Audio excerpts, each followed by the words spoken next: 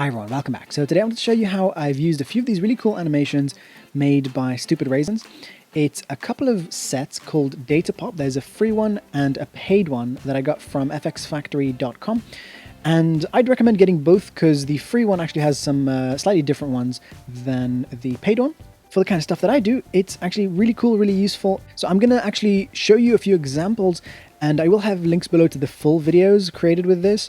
But here I'll just show you a couple of examples of how I've used them, and then I will go in depth into one example. The first project that I used this on was a review of this rat rig slider. So in this review, I really wanted to sort of give a more in-depth explanation about it with some cool graphics. So I used this. I sort of, I did a little voiceover over the video. Value for money, 10 out of 10. They might even be the cheapest sliders on the market. Build quality, 8.5 out of 10. There are some pointy corners, but no big issues. The 1/4-inch connectors are surprisingly strong. So basically what I've done here, this was really simple. This was basically just dragging and dropping. Click on what I want to change, whatever I want to say there. And then this is whatever I want to say here. Then that's it. I'm done. No rendering needed. If I wanted it to be really short, then I just drag it shorter.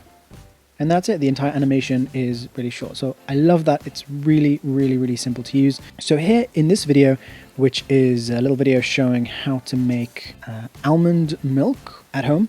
So yeah, we've got this lady here, and she's got a blender and stuff, and some nice slider shots. So over here in the section about blending, I didn't want to just leave the blender running, just a minute of video showing a blender spinning. So as you can see, it's not playing back very smoothly right now, but that's because there's several layers here and, some effects and stuff. And because I'm recording a video right now, normally there's not really much lag with this. And my computer is going to be quite a bit slower than most of you guys. So in this one, I actually just used the free Data Pop version. And the only thing that I had to do here, which I think could be improved in future versions of Data Pop, if I try and resize the entire thing using this thing right here, then it will resize the things underneath it as well. If you want to resize that, then you want to right click and then press new compound clip and press OK.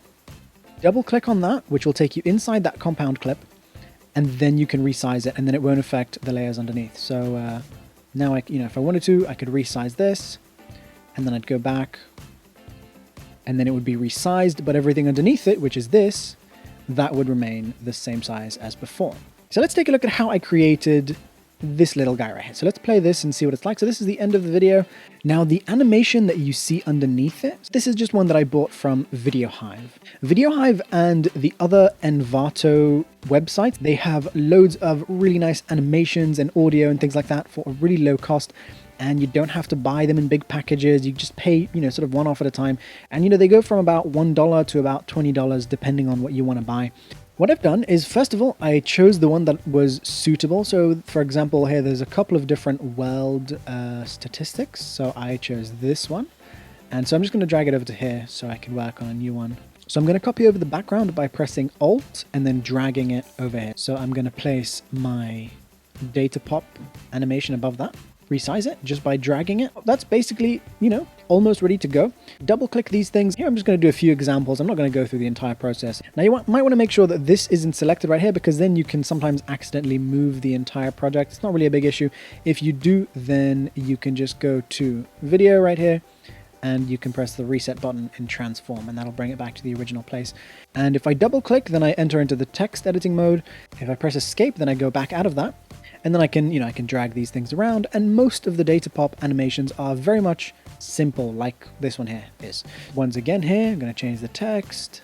Now in this video tab, what I can do is make changes to this just as if it's a normal video. So I can change the color or, things like that, if I wanted to crop some of it, etc. We're not going to worry about this too much for now. Under the title tab, you have all your options for working with this. And then you also have the text tab, which will come up automatically when you click one of the text things. Make sure this is selected. I'm going to start over here at the bottom, and first of all, I'm going to make this transparent so now we can see our background. So for example, I resize this a little bit. Next up, I'm going to go up here. I can select if I want the beginning animation on or off and the end animation on or off. It sort of does all this animated stuff, and at the end it just fades out. I'm going to leave those on. I really like those. We have some different styles here that we can actually go with.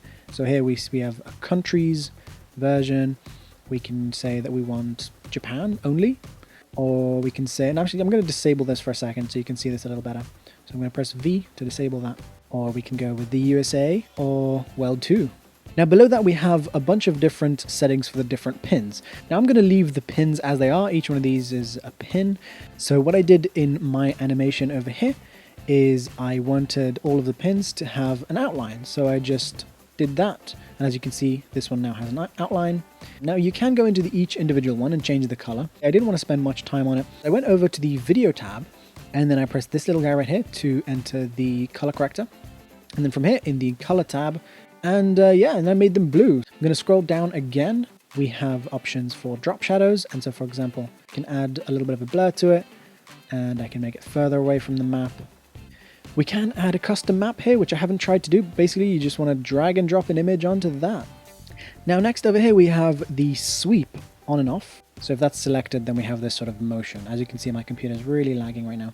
Now we also have settings here for when we want those to start and end. So this sort of turning motion. And that's very useful, especially when you want to make this really short or really long. We also have the option here for some depth of field, which means that, some of it would be sort of in focus and some of it out of focus. So there we are. So now I'm focused on this right here. And so when this comes forward, it gets blurry, and when this goes backward, it gets blurry during the animation. We have the options for the colors, but I'm going to leave this at transparent. We also have the fade in and fade out time, very useful to have, so you don't actually have to add your own sort of transitions to it like this, which you can do as well if you want a custom transition, but it's nice that it's included within the animation. Once again, I'd like to show you how simple it can be without going into all the advanced settings here. So I'm just going to drag another animation from Datapop over the top of this and make sure that it is the right length just by dragging it. So let's say I want this to be a raindrop, 22% rainy. Rain, take an umbrella. And that's it. My animation is ready.